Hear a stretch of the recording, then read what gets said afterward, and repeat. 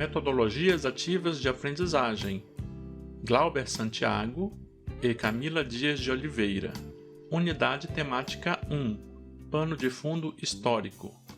Quando pensamos em métodos ativos de educação, estamos fazendo uma comparação com o que seriam métodos passivos de educação. Porém, é importante que entendamos até que ponto estamos lidando apenas com uma nomenclatura que se pretende nova por motivos menores, comerciais ou pseudo-intelectuais, ou se realmente estamos lidando com algo inovador e diferenciado. Estes são os riscos que correm os profissionais que trabalham com educação em geral, mas que não são estudiosos da área da educação. Ou seja, o risco de ser um usuário ingênuo de técnicas educacionais, incapaz de um juízo crítico e histórico sobre o que está fazendo. Mas, obviamente, não cabe a este pequeno texto a realização de toda uma discussão epistemológica e teórica sobre a educação. Todavia, consideramos importante ao menos trazer algo do desenvolvimento das abordagens educacionais para que o estudante possa se situar. Desde a antiguidade tem ocorrido o desenvolvimento da forma como as pessoas aprendem, mas foi no século XIX que foi iniciada o que podemos chamar de educação moderna, ou seja, do início do pensamento mais sistêmico do processo educacional. Obviamente, esses métodos educativos são o que chamamos de tradicionais ou ultrapassados, pois não são adaptados ao aluno do século XXI. Porém, seria equivocado simplesmente julgar sem um mínimo de embasamento para saber o que se pensava na dita educação tradicional. 1.1 Ideias educacionais do século XIX. Iniciemos no século XIX com Herbart. Este pensador da educação utilizou muito os conhecimentos da área da psicologia da época e é o responsável pelo primeiro sistema da teoria da educação. Esse sistema aborda desde os temas sobre a didática até questões de ordem filosófica. Para ele, o objetivo da educação relaciona-se com a formação do caráter moral das pessoas pelos princípios da liberdade interior, da plenitude de valores, da benevolência, da justiça e da equidade. Para o educador, o meio de se alcançar a educação é com a instrução, o governo e a disciplina. A primeira é a possibilidade de modificar as ideias e comportamentos. Já o governo é um conjunto de normas gerais impostas aos alunos, indistintamente. O governo aplica-se fundamentalmente na educação infantil. Por fim, a disciplina é obtida por meio de normas mais flexíveis que consideram as peculiaridades das situações dos alunos e, por isso, deve ser incentivada na escola. O exemplo que temos de Herbart mostra aspectos interessantes sobre o governo e a disciplina. É interessante ver o desenvolvimento do pensamento e da terminologia. À época, disciplina era sinônimo de maior liberdade. Como resumo do desenvolvimento pedagógico do século XIX, apresenta-se o quadro 1, baseado em Larroio, 1970. Quadro 1. Desenvolvimento da pedagogia no século XIX. Fonte Santiago, 2006, página 59. Item: Herbart e o sistema da teoria educativa. Descrição: primeiro sistema de teoria educativa proposto. Os pós-pestalozzianos, Girard, Froebel, Stabig e Rosmini, prosseguem o trabalho de Pestalozzi. A escola de Herbart. Os discípulos e divulgadores de Herbart são os seguintes: Zilla, Dörpfeld, Rhein, von Zijvroek, Pausen, Degarmo, McMurray, Felkin, Formelli, Credaro, Werck, Pinloch, Moxon, Compaire, Rios e Garcia. A pedagogia católica. Desde meados do século XIX até o início do século XX, a pedagogia católica desenvolveu-se em termos de teoria e instituições, modernizou-se e manteve a educação orientada no teocentrismo, cristocentrismo e eclesiocentrismo. São representantes Dom Bosco, Cardeal Newman, Spalding e Willmann. A pedagogia do positivismo. A pedagogia positivista parte da formulação de Auguste Comte, de que a humanidade passou por 3 estados sucessivos: o teológico, fetichismo, poli e monoteísmo; o metafísico, antes da física, no qual as coisas são explicadas pela substância, causalidade, finalidade, etc., e o positivismo, ou estado real, em que as leis são descobertas pela ciência. No sistema educativo de Comte, esse desenvolvimento dos estados deve ser aplicado às faixas etárias dos alunos. A pedagogia do evolucionismo parte da ideia de evolução de Darwin e é desenvolvida por Spencer. A ideia geral é que a evolução não rege apenas o desenvolvimento das espécies animais, mas todo o universo. Dessa forma, a educação deve vir do simples e homogêneo até chegar ao composto e heterogêneo, e assim por diante. A pedagogia experimental tomou por base a psicologia experimental, na qual o experimento é provocado voluntariamente para que se analise o seu resultado. São nomes da pedagogia experimental: Alfred Binet, 1857 a 1911, Ley e Millman. Foi nessa pedagogia que os métodos de medição de inteligência e classificação de alunos foram desenvolvidos. 1.2 Ideias educacionais do século XX. No século XX, diversas abordagens teórico-práticas surgiram. Segundo Fonterrada, 2005, página 85, estava em perspectiva a dissolução do ser humano em meio à vida coletivizante, ordenada pelas condições massificadas, pela maquinaria e pela burocracia, com o coletivizante anulando o indivíduo e com a padronização anulando a criatividade da pessoa. Vejamos algumas abordagens que buscavam combater esse problema. Pedagogia da ação. Esta é a corrente que mais influenciou a educação do século passado. Nela habita um incentivo à autoatividade do estudante, com a orientação de um docente. O professor não é mais um simples transmissor de conhecimento e o aluno um receptor passivo. O conhecimento passa a ser uma conquista pessoal do próprio aluno. Larroio, 1970, apresenta 5 princípios que direcionam a pedagogia da ação: a autoatividade, o pedocentrismo, a autoformação, a atividade variada ou múltipla e a atividade espontânea e funcional. Larroio, 1970, página 754. Um expoente dessa corrente foi John Dewey, que combateu as ideias tradicionais de Herbert. Dewey, em A Escola e a Sociedade, escreve: o que importa guardar no espírito, com respeito à introdução na escola das diversas formas de ocupação ativa, tem esta oportunidade de filiar-se à vida, de fazer o ambiente natural da criança, onde esta aprende a viver retamente, em vez de ser um lugar onde se aprendem simplesmente lições que tenham uma abstrata e remota referência a alguma vida possível que haja de realizar-se no porvir. Dewey, Apud Larroio, 1970, página 767. No contexto da pedagogia da ação, temos a Escola Nova, que se desenvolveu no princípio do século XIX e, em uma de suas prescrições, datada de 1919, no Bureau International des Écoles Nouvelles, sistematizou o movimento em 3 dezenas de pontos. Manacorda, 1988, indica alguns deles. 1.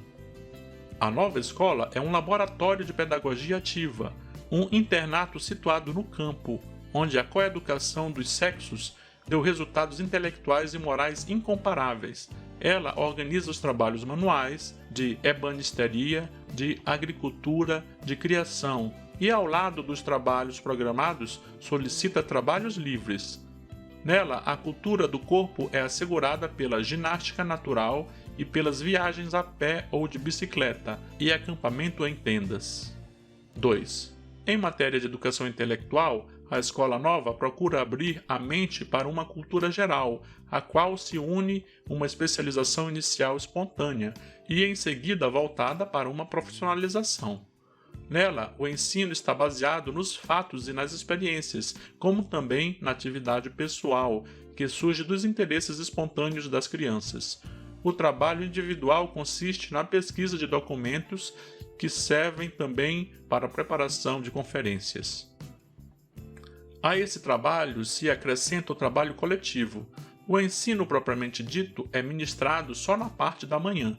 À tarde se realiza o estudo individual. Estudam-se somente 1 ou 2 matérias por dia, por mês e por trimestre.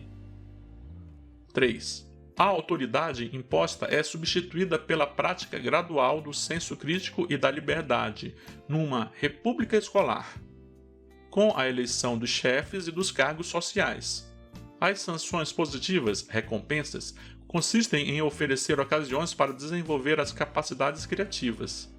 As sanções negativas, punições, consistem em oferecer à criança a possibilidade de atingir os objetivos considerados bons. A escola deve ser um ambiente bonito e atraente, onde a música coletiva exerce uma influência purificadora. Manaccorda, 1988, páginas 311 a 312. Além do movimento da Escola Nova, a pedagogia da ação gerou os chamados métodos ativos de ensino, que visavam educar por meio de planos, sistemas e processos, segundo as novas descobertas da área da pedagogia e da psicologia. Conforme Larroio, 1970, nos métodos ativos, a criança necessita utilizar suas próprias experiências pessoais, observações e reflexões, ou seja, deve haver um processo autoeducativo. Outro aspecto é que o ensino deve ser adaptado a cada grupo de alunos ou ao indivíduo e deve buscar a formação integral da pessoa. Vídeo quadro 2, que apresenta uma boa, mas sucinta descrição geral do desenvolvimento pedagógico no século XX. Quadro 2, Desenvolvimento da pedagogia no século XX. Fonte Santiago, 2006, página 75. Item: A renovação do naturalismo. Descrição. Inspirados em uma volta a Rousseau, esse movimento viu-se necessário para enfrentar a mecanização da vida. O aprendizado tinha de ser natural e tranquilo para as crianças. A pedagogia da ação. Esta é a corrente mais influente no século XX. É uma espécie de incentivo à autoatividade do aluno, orientado pelo professor. A ideia não é que os conhecimentos são transmitidos, mas sim conquistados. A ela está associado o movimento das escolas novas. Um dos principais educadores da pedagogia da ação é John Dewey. A pedagogia social. O conceito de pedagogia social significa o reconhecimento capital de que a educação está socialmente condicionada em todas as suas direções essenciais, enquanto, por outra parte, uma organização verdadeiramente humana da vida social está condicionada por uma educação de acordo com ela dos indivíduos que a compõem. Northrop, 1898, Apud Larroio, 1970, página 842. Deve haver um paralelismo entre o indivíduo e a sociedade. A pedagogia socialista. O homem é atividade, atividade real. É, antes de tudo, produção de si mesmo, transforma-se. O próprio proletariado é uma realização dialética, como tal, transformável, superável. Define-se nessa realidade como negação da classe capitalista, sua antítese. Porém, como ela será negada, suprimida a seu turno, uma nova etapa, a sociedade sem classes. Larroio, 1970, página 842. A educação, dessa forma, é um mecanismo para se chegar a essa nova ordem. Portanto, deve instruir a população sobre os conceitos socialistas. Deve ainda ser uma educação técnica e extirpar todas as utopias.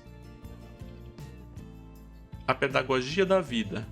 A educação deve preparar o indivíduo para a sua vida futura. Para isso, se faz mistério entender a estrutura da existência humana. Para isso, procura-se por respostas na compreensão histórica via psicologia, segundo a ideia de Theodor Litt. Só focalizando o problema da educação em sua relação mútua com a totalidade da cultura, é possível compreender radicalmente a tarefa da pedagogia. Larroio, 1970, página 864. Pedagogia do historicismo transcendental.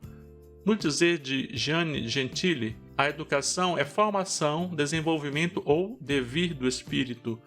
E posto que o espírito consiste em devir, quem diz educação diz espírito e nada mais. Larroio, 1970, página 865. Assim, mestre e aluno educam-se mutuamente, já que estão sincronizados no movimento histórico.